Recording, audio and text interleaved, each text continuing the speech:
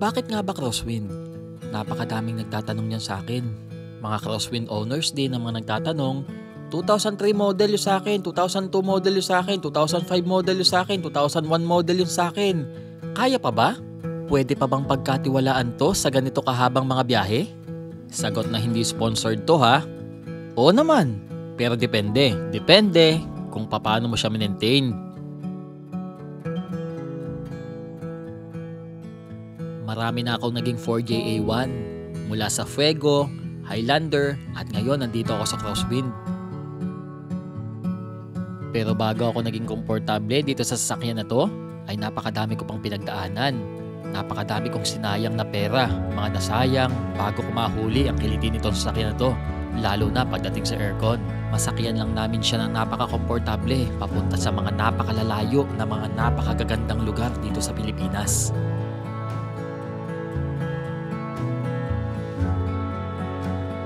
At ang isa pa sa napakahalaga ay ang suspension.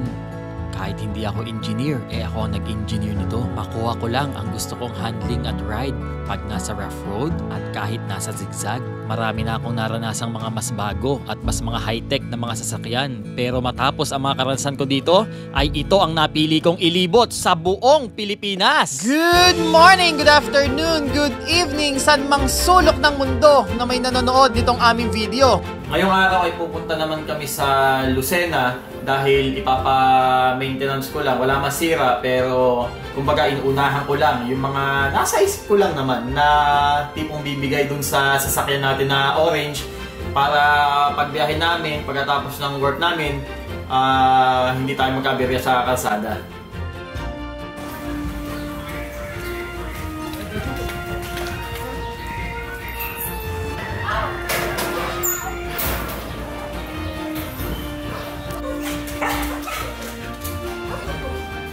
Kukuhanin ko rin yung isa naming sasakyan doon na pinare-repaint ko yung bandang ilalim kasi medyo parang dumihin kasi mati yung napapintura ko noong una. At mamaya, meron tayong pupuntahan na kung saan sa Quezon.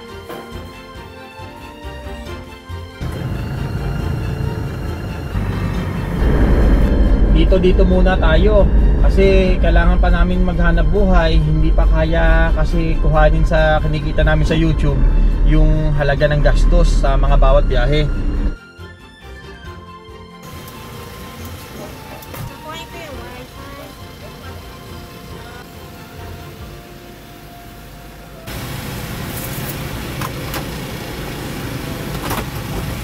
Okay yan, si Nakuya Troy dito sa MR Auto Supply, nanonood pala sa atin.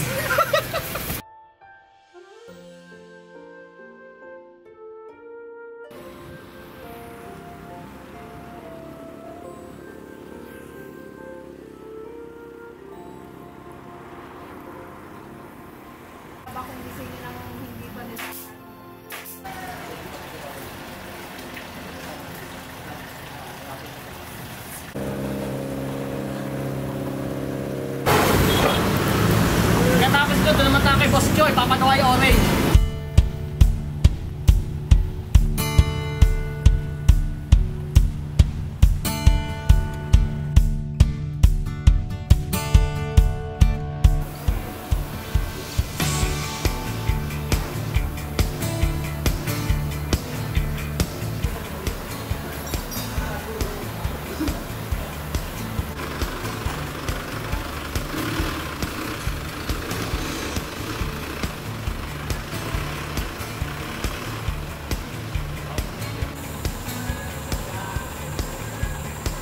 May mga nag-message po sa akin, nagtatanong tungkol po dito sa maintenance itong Crosswind. At yung kung makikita ito, yan, pakita ko na. Yung mga piyesa ko dito sa likod. Itong brake drum, hindi naman ito talaga usually na ginagawang reserva namin. Nagkataon lang na yung brake ko kasi dito sa likod ay manipis na. So duda na ako na baka pag halimbawang nabingkong, na oblong, i-replace, baka hindi na kayanin kasi manipis na. Itong brake drum, papalitan ngayon. Tapos ito, hindi pa naman siya stock up yung ano niya, yung mga caliper sa unahan, pero gusto ko nang palitan kasi ano na siya, hirap na ipasok. Tapos itong ano niya, yan mga piston, bago din. At kahit nagpalit na ako ng mga piston na ano, hindi ako nagpapawala ng reserva. Meron din akong, tamo, bali 4 na piston, 2 papalitan, may paiwan ako. Tapos, meron din kami ditong ano, reservang 2 alternator. Para sigurado tayo kasi di natin masasabi kasi electrical eh. Tapos, ito na loob. Yan. Yan. Mga reservang brake shoe. Reservang brake pad, meron din dito. Ano ba yun? Ayan, sa unahan. Ito. Mga reservang brake pad. Tapos, brake pad, matagal na mapupudpud yan. Nalilibot ko ang Pilipinas, hindi nagpapalit ng brake pad. Pero may gina sigurado. Kasi sa lining, takot na rin ako eh. May time kasi na naranasan ko, yung lining makapal pa pero kumalas siya sa mismong bakal. Kaya dapat meron din. Ito pa. Dito na mo. Ilapit na lang kami para hindi tayo magtanggal. Hindi pa siya ayusin eh. Yan. Mga bearing. Wheel bearing. Yan. Mga wheel bearing. Tapos ito, hindi ka dudukutin ha. Mga ball joint, upper and lower. Meron din yan. Para sigurado tayo. Tapos, Mga hoses. mga hoses meron din to. Yan o, mga brake cylinder. Laging dala-dalawang set. Kasi hindi ko alam kung gaano katibay. Tapos meron din to. Ito. Ito yan. Shut off valve. At ito talaga, T-rig. Itong sasakyan na ito. Naranasan kami masira ito kaya meron dyan. Para madali. At least kapag paano, kahit man dumi tayo at nakaporma sa biyahe, pag nagkuting-ting, yung siguradong kay hinat na, hindi tayo matetengga sa daan. At yung mga usada saan ba? Nandyan. Yan. Dali. Ito. Yan. Yan nyo. Yan. Meron tayong mga belt. Tapos, lahat ng belt, kompleto yan ha. Iba't ibang sukat ng hose. At ito pa, pinakamaano dito. Ito, hindi pa pinapalitan to. Medyo may sign lang. Itong pressure hose ng power steering. Kasi, may napansin ako pa nagpapawis doon. Baka buti sa kalsada, at least meron tayong pamalit. Pero ito talagang kung ano dyan. Pinakang dapat may reserva ka. Kasi ito talaga, pag bumigay, at hindi ka masigo, baka makatukan ka. Pag naubos sa langis mo, ito. Alternator. Pressure hose. Yan. Ang dumadaloy dito, yung langis. Malakas magpaubos sa langis to. Pag ito nasira, naranasan ko na yan sa isa kong Ford GA1. Kaya aware na ako sa mga sira niya. Pero, buti naman, sa pagiging maagap ko mag-maintenance ng sakyan, yung feeling ko masisira na pinapalitan ko agad, never naman ako naitirik nito o kaya pandumihin yung damit ko, mga kamay ko na nasa biyahe. Ang inaabot ko lang dito sa sasakyan na to, ang pinakakuting-ting na nagagawa ko, yun yung mag-change oil sa daan, yun lang. Pero yung iba, hindi talaga kasi talagang siya, feeling ko palang masisira, tinatanggal na agad, pinapalitan namin bago. So yun lang. At saka yung mga bibili ng gantong sasakyan o nag-aaral ng sasakyan na sasakitan kayo sa ulo, talagang ganun, marami kayong babaguhin dito. Maraming hindi sasang-ayon sa akin dito kasi yung coolant nito, may mga nakakita ng mekaniko, walang reservoir. Pero hindi nagbabawas yan. Yung coolant nito doon, talagang nakakaikot to ng buong Pilipinas ng kung ano yung coolant niya, yun pa rin, hindi kami nagbabanto. 24/7, ilang araw, ilang buwan, halos hindi pinapatay talaga. Wala nga ata patay, bira nga ata Nikki, no? Wala. Yun. Gawa ng mga dogs namin. Para maginhawa, saka para hindi rin mabaho. Kaya talaga maintain namin aircon. At yung aircon dito sa akin na to, hindi na siya yung kagaya ng ibang crosswind. May mga edit na to. Kaya gano'n na lang siya kalamig. Talagang kami ang gumagawa ng aircon para talagang saktong-sakto, lalo na sa dami ng prion. Itong sasakyan ito, kung makikita mo ang dryer nito, pagdating sa aircon, walang bula.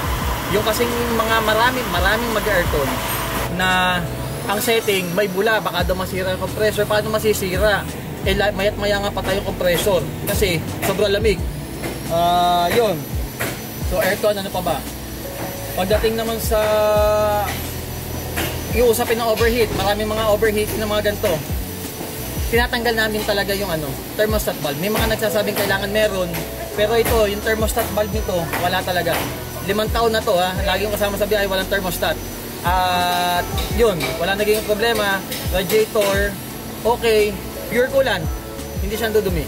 At ayun lang, kailangan lang po talaga maging matalas kayo sa tingin nyo na kung ano pong nararamdaman na nung sasakyan at saka maging galante po tayo lalo na pagdating po sa pyesa hanggat maaari po original po ang gamitin. Ang mga napakita ko po sa inyo ngayon ay hindi pa po lahat pero siguro sapat na po ito para kahit papano makarelate po kayo sa kung paano po ako mag-maintain ng aming mga sasakyan. Para naman po doon sa mga nagtatanong na kung ano daw pong secret ko, wala naman po talagang secret. Ang kailangan lang po talaga maging matalas po tayo sa pagtingin ng mga pyesa-pyesa ng ating mga sasakyan at maging matalas din po tayo sa kung sino ang pahawakin nating mga mekaniko.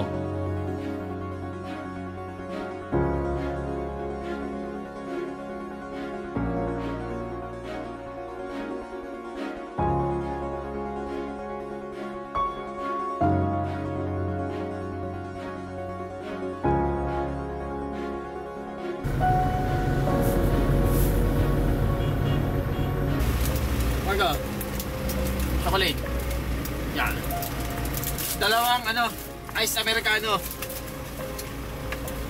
Tama order ko sa'yo? Ice americano. Punta tayo sa sa Calawag, Quezon. Magmi-merienda lang muna.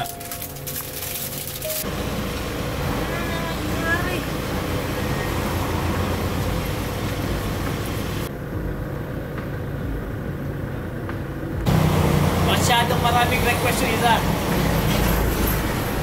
Marco ba?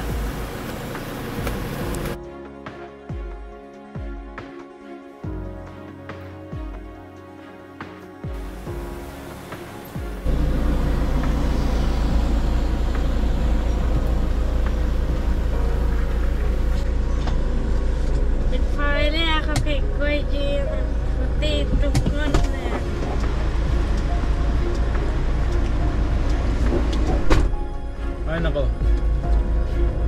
Nawawala ang diet namin intermittent fasting. Nakakalang kain na kami maghapon. Walang ginawa kundi mag-request ng pagkain. Potato corner.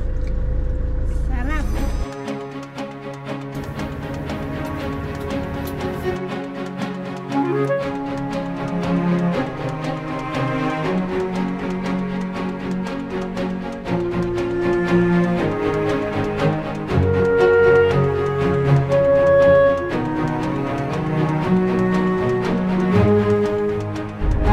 Excited na ako lumayo Natakot ako dyan.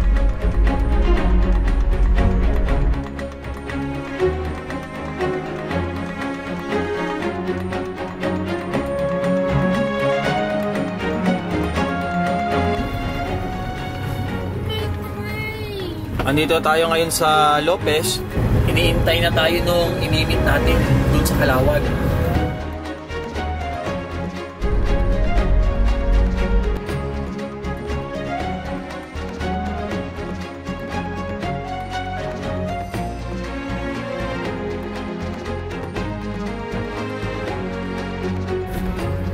Malapit na tayo.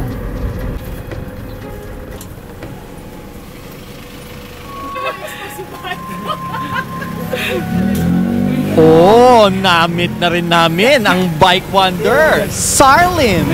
Mas maputi ka! Bakit yun lang yung sinasabi sa akin lagi? Maputi ka, tumaba ka, hindi ka. O yung maputi, oo. Kaya niyo pa ba? Nandiyan totoong bike wonder. Sa mga viewers namin at lalong-lalo na sa mga natawag sa amin ng Lods, para sa inyong kalaman, siya naman ang aming Lods. Hinanap-hanap pa namin sa Google. Paano ko daw nalaman yung bahay niya? Di ba sabi niya,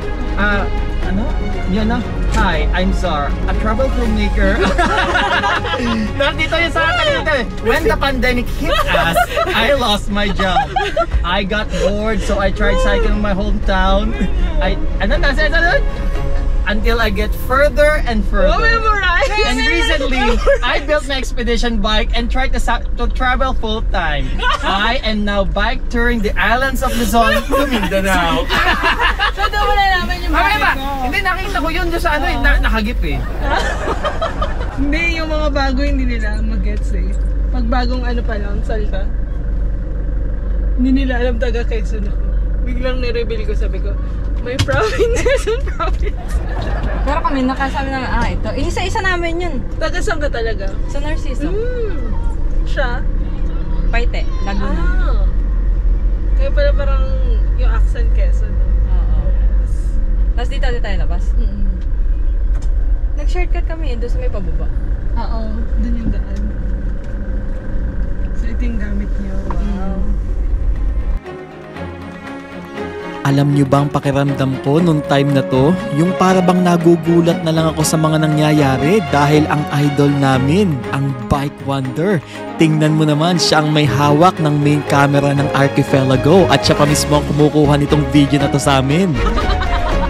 Sobrang hapon na at paggabi na nga pero nag-insist talaga siya na ipapasyal kami dito sa Ginyangan. Hindi namin in-expect na ganito pala ka-entertaining at ka-hospitable ang ating Bike Wonder. Isang katangian ng mga Pilipino na kilala sa mang sulok ng mundo. Maghahalo-halo daw, doon sa buko halo-halo. Gabi na best, gabi na best. It's already night. Ito ko. Basta ako pag-drive lang ako ng mag-drive. Piling ko magugustuhan niyo yung recipe. Pangalan ko, overnight kayo.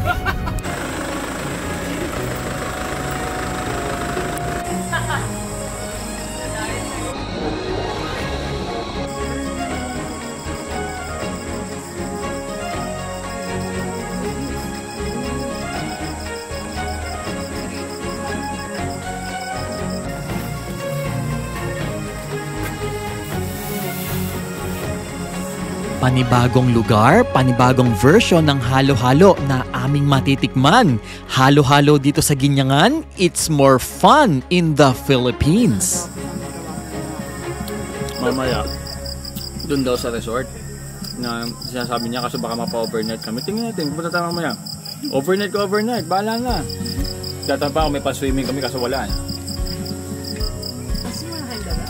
Hindi na kayo. Doon na kami. Ano ba yun? Nakapantulog pa ako nun. Ano ba na bang may car? Alam mo yung pantulog na talagang pambahay na parang may butas pa.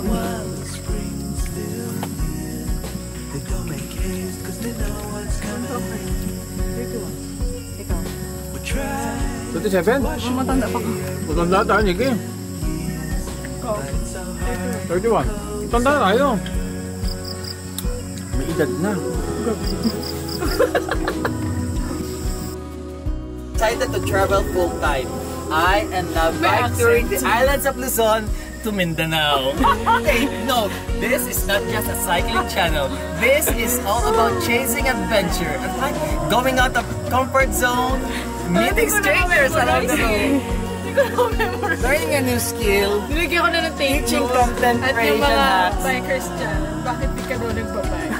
So nilalagyan ko na ng take notes.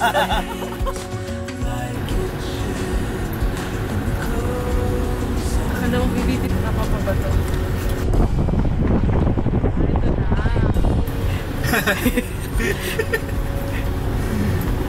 Galo-halo na. Dito na tayo ngayon sa liblib. Ano ba? Parang iba mo.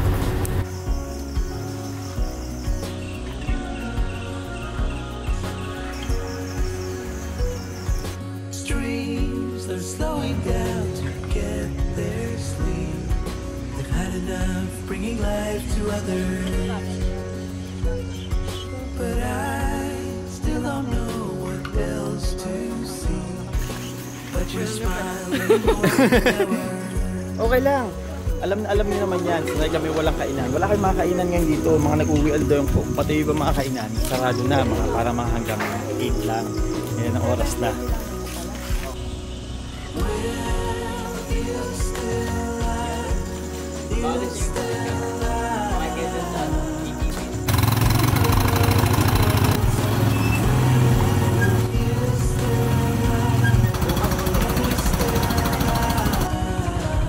Meron akong kasamang bago dito.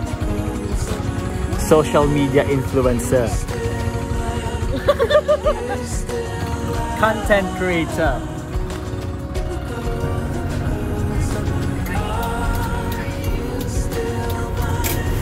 naman. Sardine hospitality.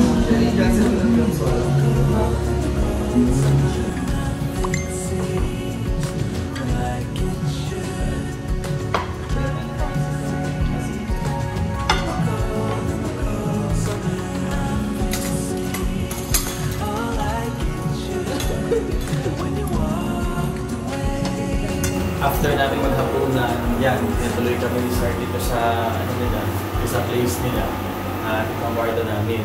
Umalis na siya kasi marami pa siyang gagawin. Busy. At mukhang marami siyang mga i-edit. Yun lang. Tutulog na kami. Good night. Good morning. Mula dito sa Calawag, Quezon. Napakasarap ng tulog namin kagabi at umuulan-ulan pa. Maaga kaming gumising ngayon kasi kailangan namin bumalik din sa Lucena para asikasuhin pa yung mga hindi namin natapos doon. At habang nagpapalipad ako ng drone, bigla akong nakita si Zar. Yun pala gumising ng maaga para pumunta sa palengke at naghahanda na rin pala ng makakain namin bago kami umalis. Grabe, ganito pala makisama sa tao tong siyang to. Ang sabi pa naman niya, late siya nagising. Pero talagang gumising pa siya ng maaga ha, para lang maipaghanda kami ng makakain bago kami umalis. Alam ko yung pakiramdam ng ganyan ha. Yung pipilitin mong bumangon kahit na hindi pa oras ng ibabangon mo, effort yun. Kaya thank you Zar ng napakarami ha.